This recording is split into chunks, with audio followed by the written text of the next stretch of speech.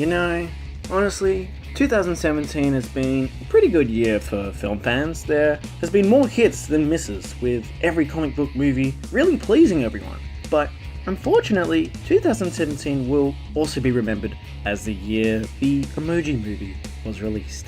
The Emoji Movie comes to us from Sony Pictures Animation, and that should tell you what to expect about this film. The film stars TJ Miller as Gene, the meh emoji, whose purpose is literally to be the meh expression in a teenager's phone. However, he also makes other expressions, which leaves him labeled malfunction. So off he goes on a quest to find Jailbreak, voiced here by Anna Faris, who may be able to permanently fix him to be a meh forever. This is the actual plot of the film. I tried to be optimistic about this film, but guys, this is one of the worst films I have ever seen. There is no attempt to be even remotely relevant or entertaining here. This is exactly the soulless cash grab people anticipated it to be. And the most glaring thing about this is that it perfectly sums up everything wrong with Sony Pictures and Hollywood. The film screams desperation for a new franchise, and Sony execs trying to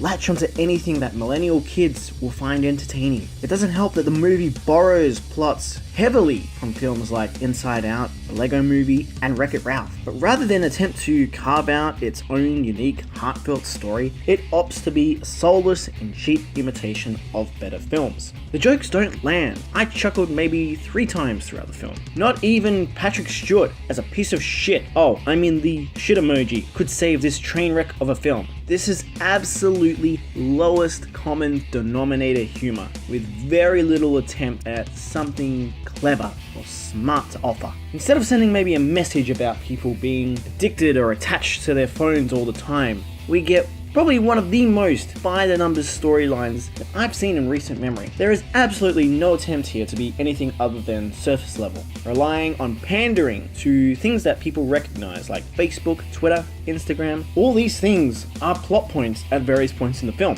Heck, even Dropbox is the major plot point at the end of the film. A big example of this pandering is the significant attention here to WeChat. For those of you that don't know, WeChat is the equivalent of Facebook in China. It has a significant moment in the film, and it is very clear that Sony is trying to grab onto the Chinese audience for some quick dollars. There is no nostalgia trip that the Lego Movie and Wreck-It Ralph brought into their films for fans of comic books or video games. These references are purely here just to grab our attention and nothing more. There is no relevance to anything in this film. There is a plot here with a teenage boy freaking out over his phone going crazy while he tries to muster up the courage to talk to a girl he likes, even though he already has her number. This plot, however, barely has any attention given to it, and it is completely pointless. In fact, this entire movie is pointless. The only positive I can really muster is the fact that the animation in the film is somewhat pretty, and there is a far superior Hotel Transylvania short directed by Genndy Tartakovsky in front of the film, which has far more humor and effort put into it than the entirety of this shitty film. Guys, the Emoji Movie gets a 1 out of 10. There is no way I'd ever make an attempt to recommend this to anyone. Do not go and see it. Do not let your friends go and see it. This is exactly what is wrong with Sony Pictures. I hope they seriously learn a lesson from this. You don't need old 50-year-old executives trying to grasp onto what young people want to see on the screen. Maybe just give us directors who have their own visions and stories that they want to put on the big screen. Heck, I would take Genndy Tartakovsky's Popeye movie any day over this bullshit. Do not go and see this film. Do not recommend it to anyone. Save yourself the time, money, and effort. There are far better films out there right now. This movie deserves to be in the garbage. Guys, I hope you enjoyed this review more than I enjoyed the Emoji Movie.